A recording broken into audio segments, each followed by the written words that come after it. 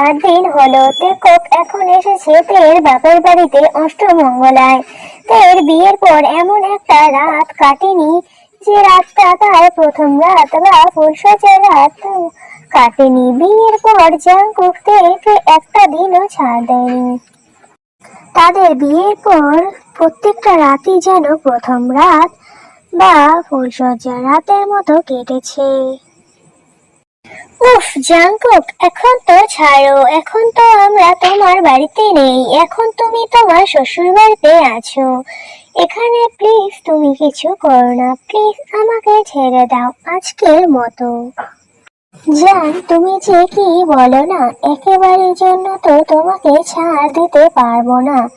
তুমি বললে আস্তে আস্তে করব, প্রয়োজনে একটু করব, কিন্তু তাও করব। আহ জাংকুক, আস্তে, আমি কি পালিয়ে যাচ্ছি? আস্তে করো প্লিজ, আমি ব্যথা পাচ্ছি। জান, বেশি আওয়াজ করো না, পাশের রুমে তোমার বাবা মা আছে। জান, আওয়াজ করবো না তো কি করব, তুমি যা শুরু করেছো। তারপরের দিন সকালে তের মা আয়ু আসে তাদেরকে ডাকতে। তে তে, তোদের ঘুম হলো? তোরা কি উঠেছিস মা? জামাইকে নিয়ে নিচে আয়, ব্রেকফাস্ট রেডি, তোর বাবা তোদের জন্য অপেক্ষা করছে। তাড়াতাড়ি নিচে আয়, জামাইকে নিয়ে আমি গেলাম। আসছি মা, তুমি নিচে যাও, আমরা আসছি। এই বলে তে যখনই বিছানা থেকে উঠতে যাবে ঠিক তখনই জাংকুক তের হাতটা টেনে ধরে, একটানে নিজের কাছে কম্বলের নিচে ঢুকিয়ে নেয় তেকে। উফ, এই ছেলেটাকে নিয়ে আর পারি না। বিয়ে হয়েছে আজ 2 সপ্তাহ হয়ে গেল, তার আগে প্রেম করেছি 3 বছর, তাও আর শুধরলো না। আমি আর কি যে করব, আমি যে কি করব একে নিয়ে, সত্যি আর ভেবে পাই না, হে ভগবান। তারপর তারা বিছানা ছেড়ে উঠে ফ্রেশ হয়ে নিচে আসে ব্রেকফাস্ট টেবিলে। নিচে এসে দেখতে পায় যে ডাইনিং রুমে ব্রেকফাস্ট করছে। তখন আয়ু বলে, তোদের জন্য সেই কখন থেকে অপেক্ষা করছি, অপেক্ষা করতে করতে তোর বাবাকে খেতে দিলাম, এতক্ষণে তোদের টাইম হলো নিচে আসার। চলো এবার পরিচয় পর্বটা সেরে ফেলি। জিয়ন জাংকুক বাবা মার একমাত্র ছেলে। বাবা জিয়ন নামজুন, মা জিয়ন সকজিন, বড় বোন মিন জিমিন, যার বিয়ে হয়ে গেছে মিন ইয়ংগি সুগার সাথে। কিম তেইয়ং, সরি জিয়ন তেইয়ং, হাজবেন্ড জিয়ন জাংকুক, বাবা কিম জেওক, মা কিম আয়ু ও বড় ভাই কিম ইউনহো ও বৌদি কিম ন্যান্সি। এভাবেই কেটে যায় আরো 2 দিন। তেকক অষ্টমঙ্গলা শেষ করে নিজেদের বাড়িতে ফিরে আসে। রাতের বেলা তেককের রুমে। জাংকুক, ভালো হচ্ছে না কিন্তু বলে দিচ্ছি, একটু যান, একটু প্লিজ, একটু করেই ছেড়ে দেব, প্রমিস। এভাবেই কেটে যায় সেদিন রাতটা। তারপরের দিন সকালে সবাই বসে আছে ব্রেকফাস্ট টেবিলে। চলো গিয়ে দেখে আসি সেখানে কি হচ্ছে। জিমিনা বেবি, আজকের ব্রেকফাস্টটা সত্যি অনেক টেস্টি হয়েছে, বলতে গেলে এক কথায় লাজবাব। সত্যি বলছো নাকি আমার রাগ ভাঙানোর জন্য পাম মারছো শুনি? আরে না মোচ্চি বেবি, আমি সত্যি বলছি, তোমার দিব্যি। জিনু ডার্লিং, বসে পড়ো আমার পাশে, আসো আমি আজ তোমায় খাইয়ে দেব। তে সবার দিকে অবাক হয়ে তাকিয়ে আছে। তখনই তেকে আরএম বলে, আরে ছোট বৌমা, তুমি অমন করে তাকিয়ে আছো কেন?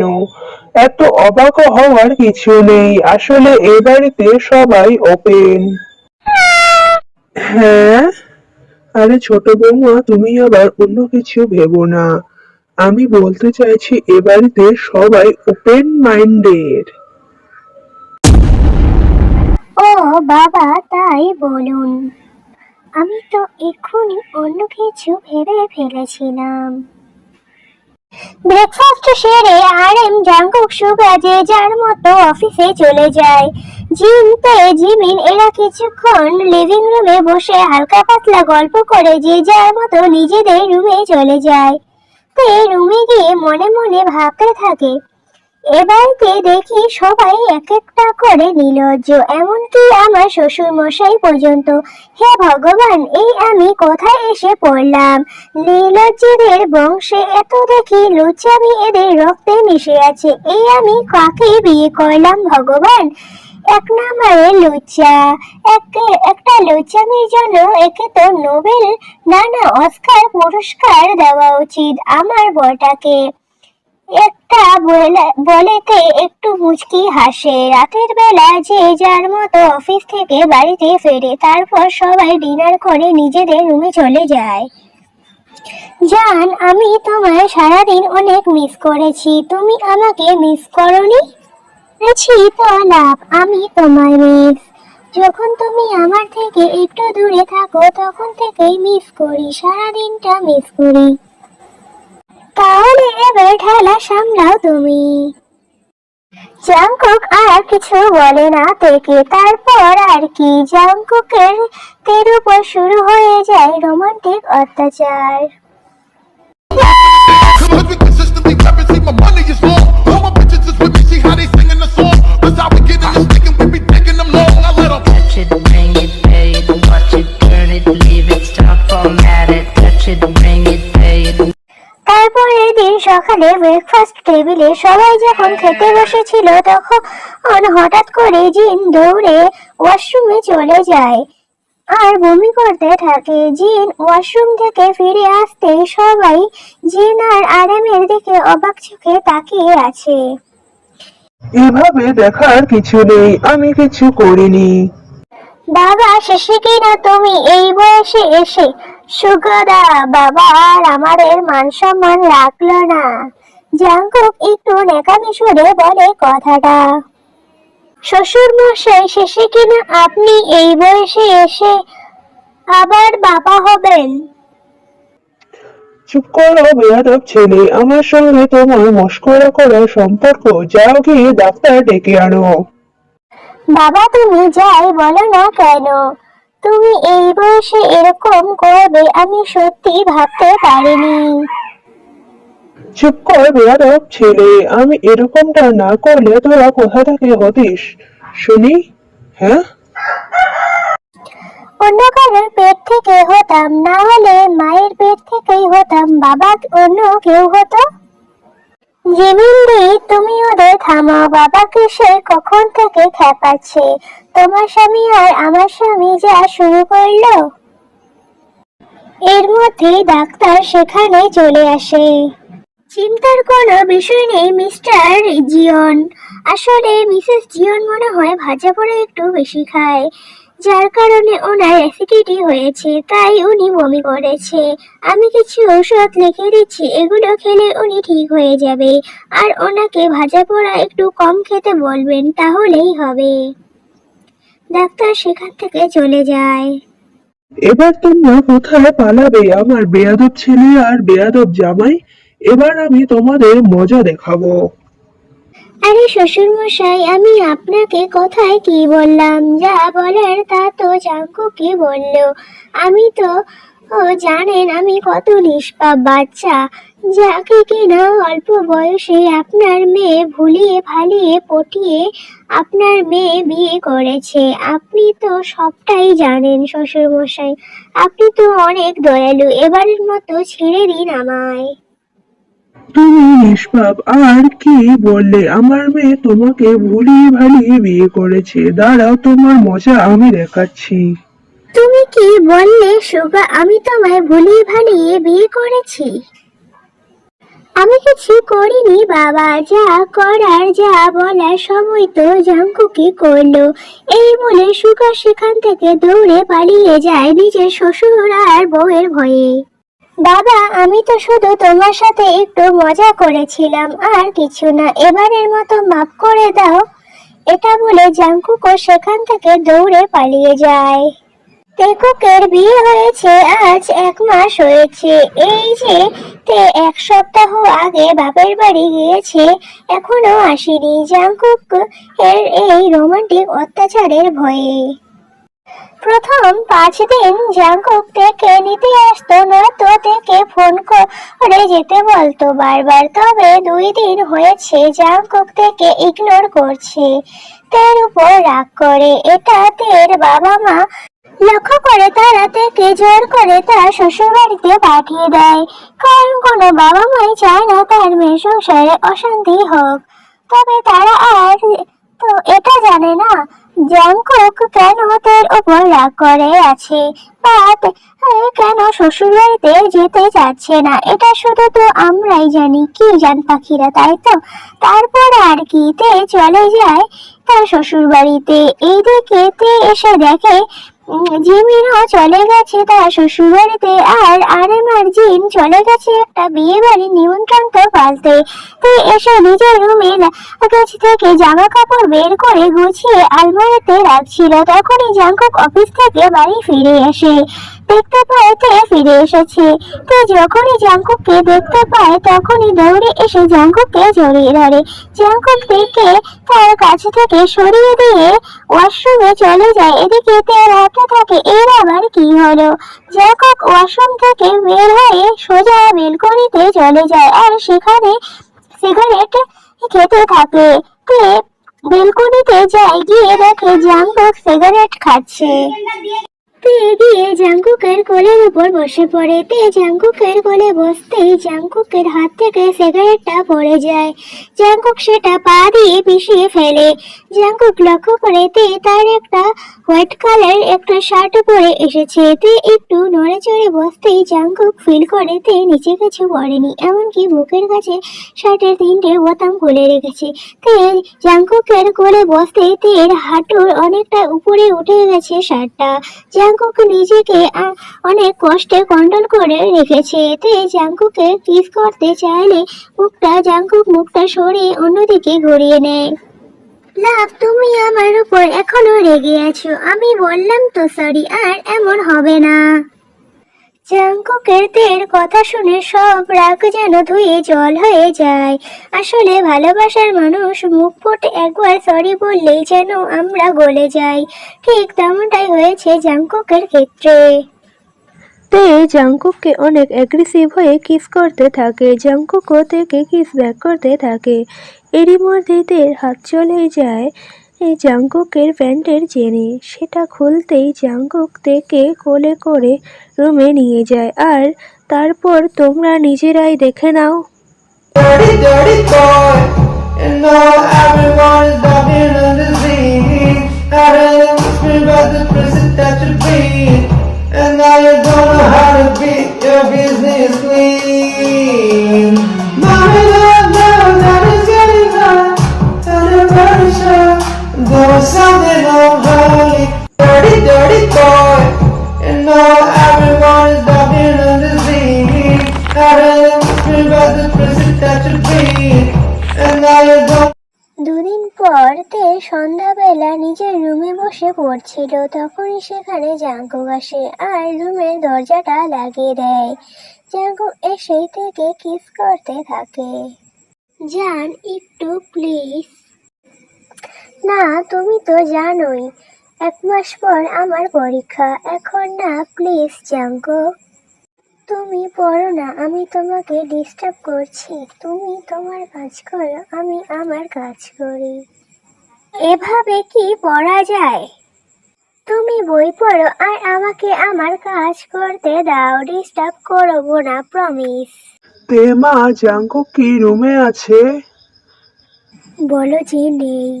না তো বাবা, জাংকুক তো রুমে নেই। যদি আসে তাহলে আমার কাছে পাঠিয়ে দেবে। যতদিন না পর্যন্ত তোমার পরীক্ষা শেষ হচ্ছে ততদিন জাংকুক অন্য রুমে থাকবে। ঠিক আছে বাবা, বলে দিব। আরে এটা বাপ নাকি শত্রু, মাঝে মাঝে আমি সত্যি বুঝতে পারি না। এসব কি বলছো? উনি তোমার বাবা হয়, আর তোমার মতো বউ পাগল জামাই আমি আজ পর্যন্ত একটাও দেখি নাই। হ্যাঁ, এমন বাবা যে সবসময় ছেলের রোমান্সে বাগড়া দেয়। তুমি ডিস্টার্ব করো না প্লিজ জান, আমাকে করতে দাও। এভাবেই কেটে যায় আর একটা মাস। এর মধ্যে তের পরীক্ষা শেষ হয়ে গেছে। সকালে সবাই ব্রেকফাস্ট টেবিলে বসে আছে। জিমির ও সুগাও এসেছে। হঠাৎ খাবার খেতে খেতে তে দৌড়ে ওয়াশরুমে চলে যায়। পেছনে জাংকুকও যায়, গিয়ে দেখে তে বমি করছে। আরেন ডাক্তারকে আসতে বলে।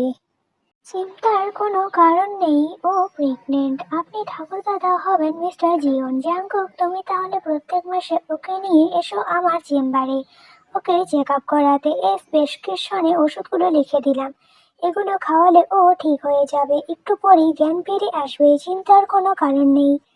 মা ও বাচ্চা উভয়ই সুস্থ আছে। তাহলে আমি আসি এখন। জামাই, ডক্টরকে এগিয়ে দিয়ে আসো। আপনি আসুন আমার সাথে। আরেন তো একথা শুনে অনেক রাগারাগি করতে থাকে যে এত তাড়াতাড়ি বাচ্চা নেওয়ার কি দরকার ছিল, বিয়ে হয়েছে তো মাত্র 3 মাস হলো। তবে জাংকুক তো মহা খুশি, কারণ সে বাবা হবে বলে কথা। আরে বাবা, তুমি রাগ করছো কেন? তুমি খুশি হওনি? একটা ছোট্ট বাচ্চা সারা বাড়িতে ছোট্ট ছোট্ট পায়ে হেঁটে বেড়াবে, কত ভালো লাগবে দেখতে। আর তা না করে তুমি রাগ করছো। তবে এটা তো হওয়ারই ছিল, কখনো ইউজ করেছে তো কখনো করেনি। তবে এটা তো আমরা জানলেও আরএমকে কে বোঝাবে বলো? আই মিন কি ইউজ করার কথা বলছি তোমরা নিশ্চয়ই বুঝতে পেরেছো। দেখতে দেখতে চলে যায় 5-5টা বছর। তেকুকের ছেলে ভিকক একদম হয়েছে নিজের বাবার মতো। জাংকুক সিঁড়ি দিয়ে নামছিল, তখনই শুনতে পায় খরগোশের বাচ্চা গেল নাকি গলায় হাত ঢুকিয়ে খাওয়াবো। উফ, দে মা, ও তো বাচ্চা, ওর সাথে এমন করছিস কেন? কি হয়েছে?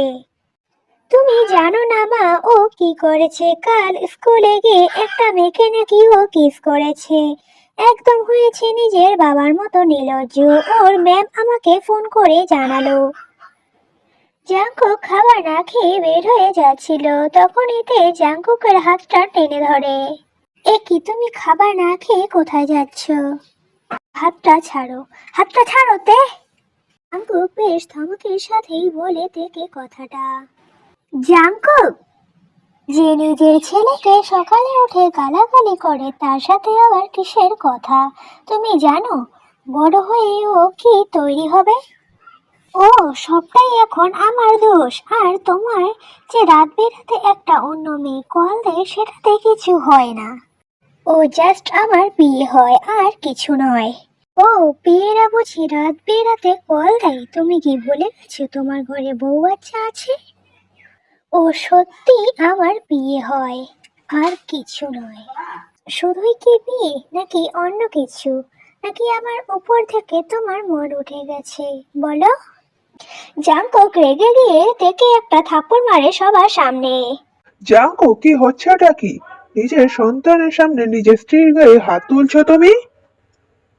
তে কাঁদতে কাঁদতে উপরে নিজের রুমে চলে যায়। জাংকুকও সেখান থেকে রেগে চলে যায়। তে সারাদিন রুমে বসে কান্না করেছিল। সারাদিন কিছু খায়নি বলে জিমিন জাংকুককে ফোন করে জানিয়েছে, তাই জাংকুকও কিছু খায়নি। জাংকুক সন্ধ্যাবেলা বাড়িতে আসতেই রুমে গিয়ে দেখে তে বসে আছে। তে জাংকুককে দেখে চলে যেতে চাইলে জাংকুক তের হাতটা টেনে ধরে। জান, তুমি এখনো আমার উপর রাগ করে থাকবে? সোনা পাখি, এবার তো প্লিজ আমাকে মাফ করে দাও। তুমি চাওনি বলে আমি সেই মেয়েটাকে অফিস থেকে বের করে দিয়েছি। আর তুমি ঠিক বলেছো, মেয়েটা একদম ভালো ছিল না। এই বলে জাংকুক তের ঠোঁটে কিস করে দেয়। তেরও যেন সঙ্গে সঙ্গে সমস্ত রাগ ধুয়ে মুছে জল হয়ে যায়। তারপর তেকক একসাথে ফ্রেশ হয়ে ডাইনিং এ খেতে বসে। তখনই সেখানে ভিকক আসে। পাপ্পা, আমি চলে এসেছি। হ্যাঁ সোনা, এই বলে জাংকুক ভিকককে কোলে তুলে নেয় আর গালে একটা কিস করে দেয়। মাম্মা, আমি আর দুষ্টুমি করব না। যার বাবা কিনা ইন্টারন্যাশনাল প্লে বয়, তার ছেলে কিনা দুষ্টুমি করবে না? কি বলছে দেখো। জাংকুক তের দিকে চোখ রাঙিয়ে তাকাতেই দেখে তে হাসছে। জাংকুকের সারাদিনের ক্লান্তি যেন তেরই একটা হাসিতেই কাটলো। সত্যি ভালোবাসা সুন্দর, যদি ভালোবাসার মানুষটা সঠিক হয়। এভাবেই বেঁচে থাকো পৃথিবীর সকল ভালোবাসা।